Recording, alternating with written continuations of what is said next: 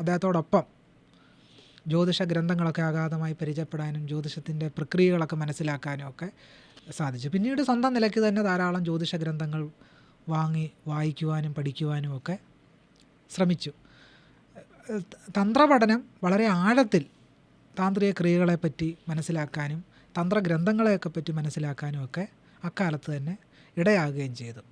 പിന്നീട് ആ ഒരു തന്ത്രത്തിൻ്റെ പഠനം പിൽക്കാലത്ത് ഒരു ക്ഷേത്രത്തിലെ ശാന്തിക്കാരനായിട്ട് മാറാൻ സഹായിക്കുകയും ചെയ്തു.